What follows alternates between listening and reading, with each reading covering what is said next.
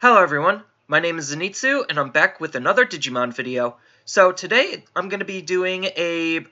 pre-market guide on what we could reasonably expect out of BT05 Battle of Omni, which is currently slated in early August, so that's just about a month away. And using all of the information that we have from the previous sets and comparing it to this set, because we do have a set breakdown here, we could kind of figure out what the estimated value of cards should be based on this type of information.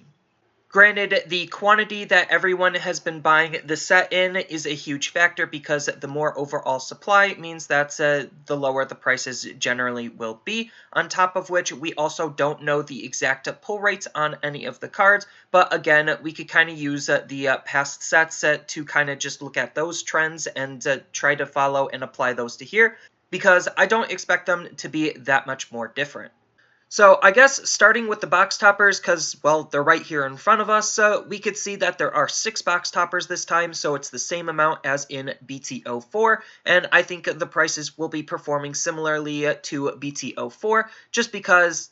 there's 6 in BT04, and the playability of these are about the same, where some of them are going to be really hot, and then some of them are not really going to be doing much of anything. So the ones that are going to be really good and the ones to look out for are going to be Tai and Matt, Sora and Joe, and then Nokia. Those are going to be the 3 that you want to look for, so they're going to hold the higher price tag, and the 3 that are kind of just okay for their respective decks and their respective colors, but not really doing a whole lot in the grand scheme of things, are going to be Izzy and Mimi, Arata, and Takumi. So I'm not necessarily calling those the duds. They're just going to be the ones that are in less demand, so therefore they're going to hold a lower price tag.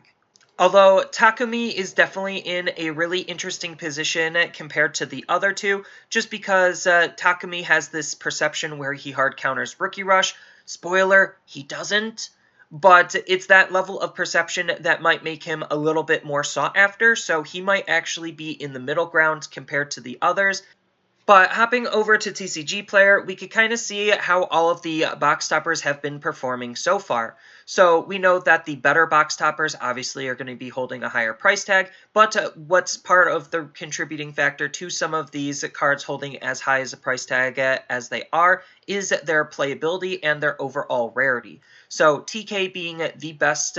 memory fixing tamer to come out of Special Booster 1.0 means that he's going to have the higher price tag, considering that set had 10 box toppers. So you had a 1 in 10 chance of getting him versus a 1 in 6 chance, which that's a huge percentage difference. And then on top of that, he is just played in a lot of decks, so he's just a very highly played card, versus something like Marcus, which is probably the best comparison that we currently have right now in terms of price, because he is the best performing box topper tamer from BT04. So he at the highest currently is sitting at around $8. And then we have Izzy over here, which is sitting at around $5, and he's the second best performing box topper from BT04. So we could expect that they'll be anywhere between that $5 to $10 range on the high end. And then obviously, as we scroll down, we could see that a lot of the other ones are reaching that 2 and below mark. So a lot of the other ones will be that 2 or below mark. So just giving a quick guesstimate on where I think these prices should be, Tai and Matt being the best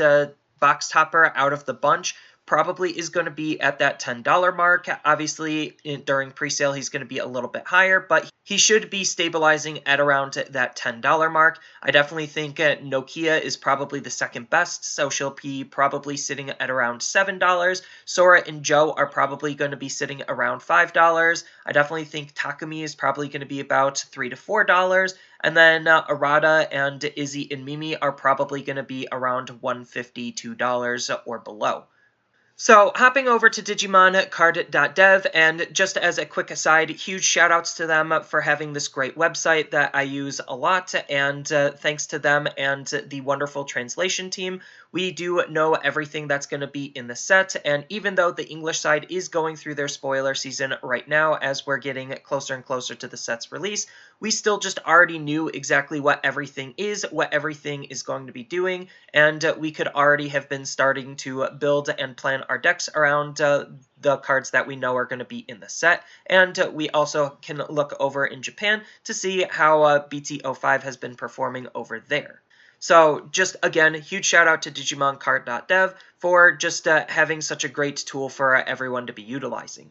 But I'm not going to be going over each individual card because there's a lot of cards in the set, and we could just use a lot of average price pointing to just kind of gauge and figure out where things should be on a more general basis, utilizing, again, all of the past data from all of the previous sets and how the English market has been reacting to their supply and their pull rates.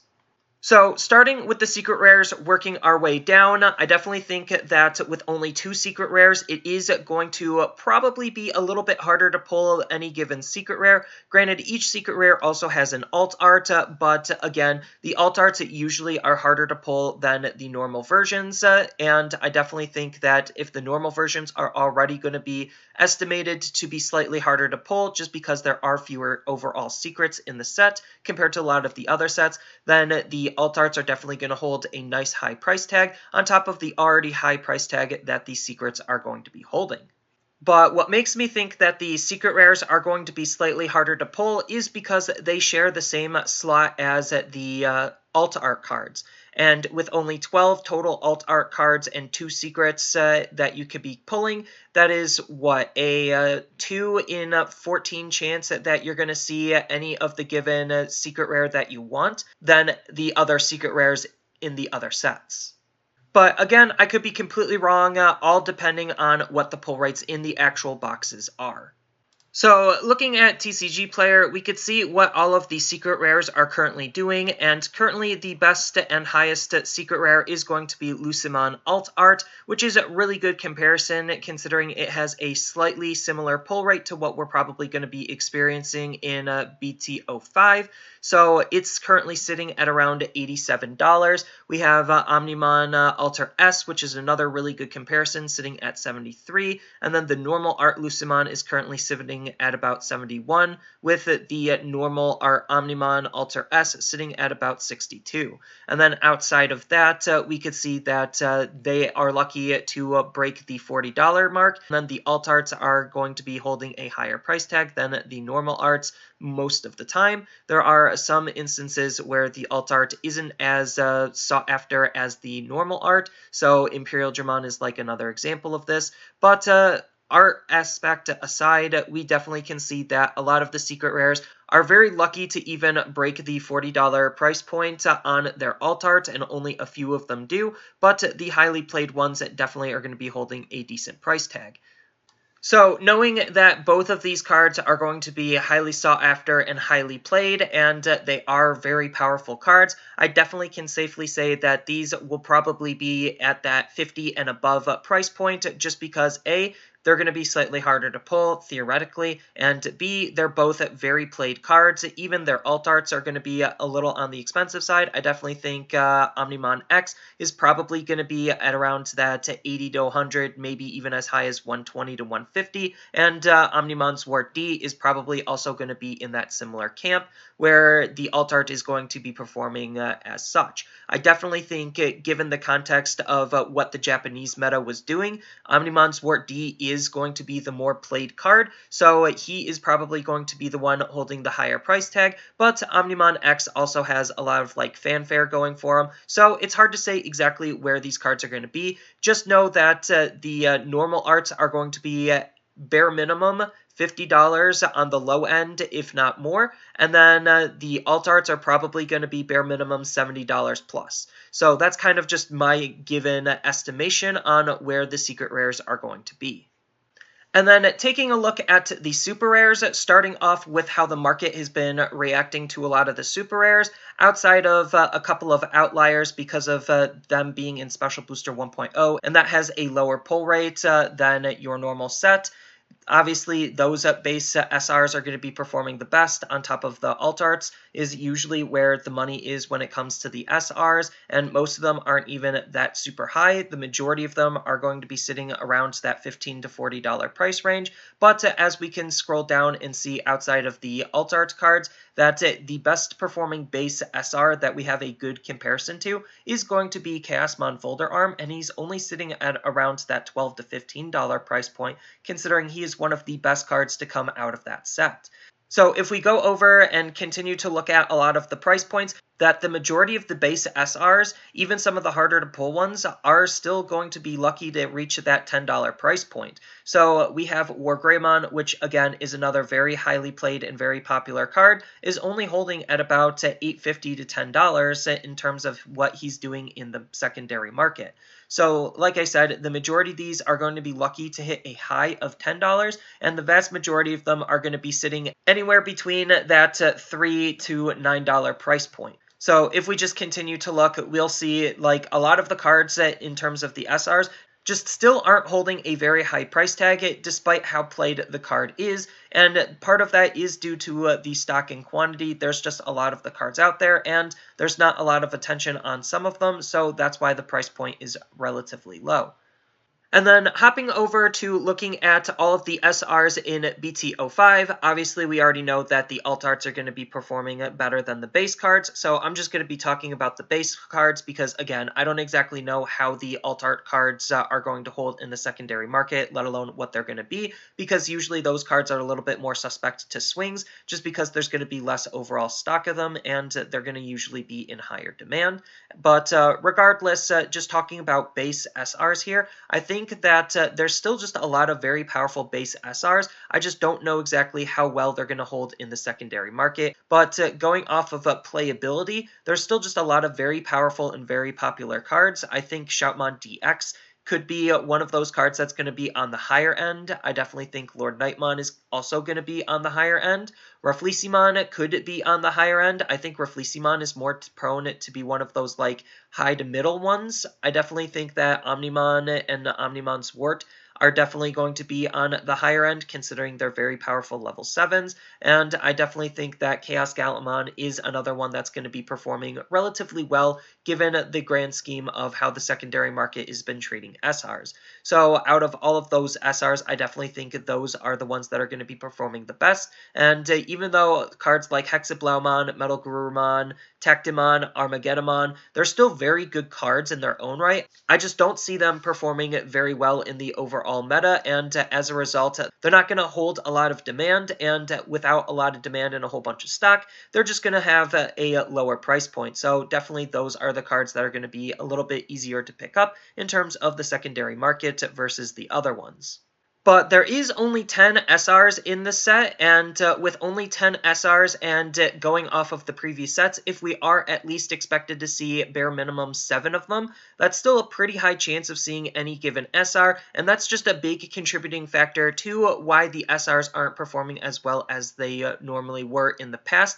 when Special Booster 1.0 was released. But again, Special Booster 1.0 had a harder pull rate, and it was definitely harder to get any given SR. And again, if the SRs are just that easy to pull, then they're not going to hold a relatively high price tag just because of how easy it is to pull them. And then in terms of what the rares are going to be doing, the rares are probably going to be performing a little bit worse in this set than in the other sets. Granted, there are still some very powerful rares, but the majority of rares are very lucky to, again, hit that high of like $10+ dollars. The majority of the rares are really going to sit at around that 5 or below with a couple of exceptions, but as we just continue to scroll down, we could see that the majority of the rares, even like the very highly played and very highly popular cards, still aren't holding anywhere above that $5 price point. So the vast majority of the rares are probably going to be sitting at that 5 or below. Realistically, the majority of them should be at around that 2 or below price point outside of a couple of highly played ones,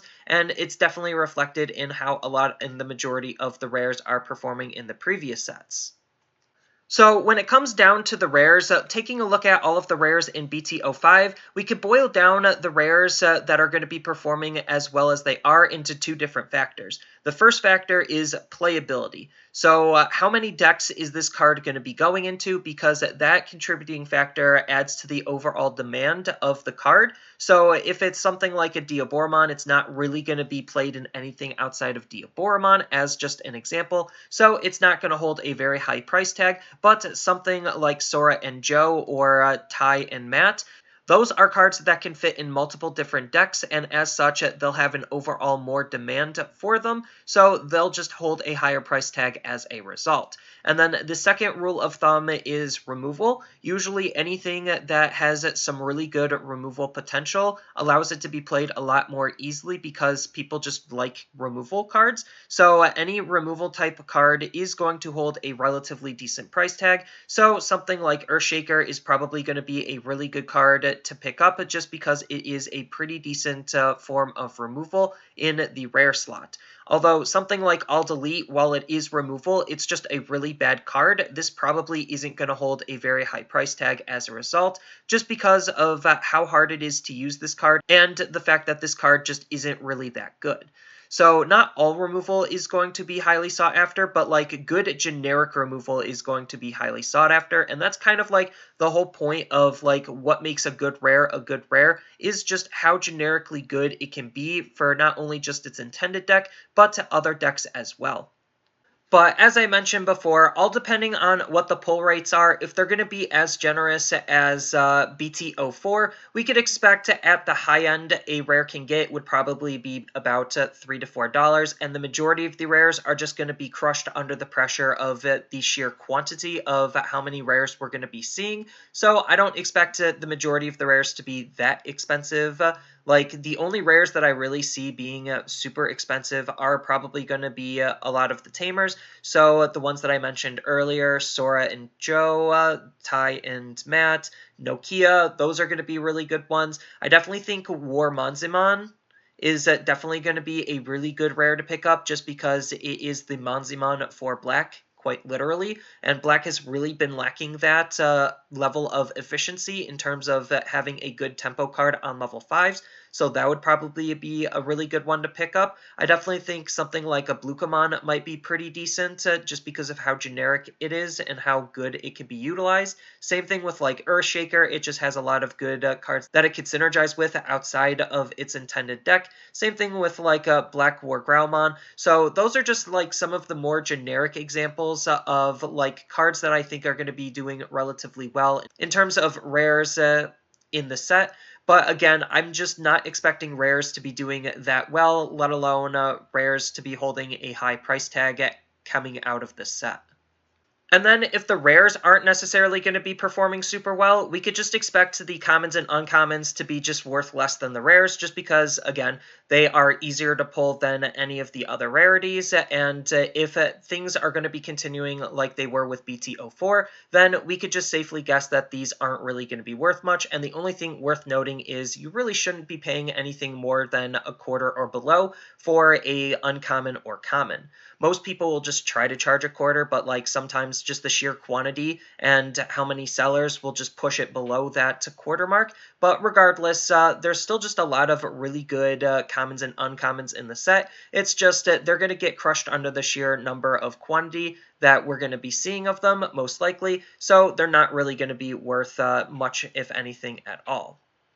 But I do think the set is a very powerful set, and this set definitely has a lot going for it, and it'll be interesting to see what the pull rates of the cards in the set actually are going to be like, because again, the pull rates are definitely going to change everything, because if a card is easy to pull, and multiple people are going to be pulling it, and multiple people are going to be selling it, then it's not going to be worth a whole lot. But if the card is going to be harder to pull, then it is going to be harder to get, not as many people will have it, and it'll hold a higher price tag. So something like this, it all comes down to pull rates, and the pull rates, it could change dramatically how well the cards are going to be performing in the secondary market. But if we are going to be taking BT04 into consideration and seeing how easy it was to pull any given card in that set, if we apply that logic to here, then it's definitely going to be really interesting to see what cards are going to be holding high price tags. So once all of the cards get spoiled and everything is up on TCG Player and they're open for pre-orders,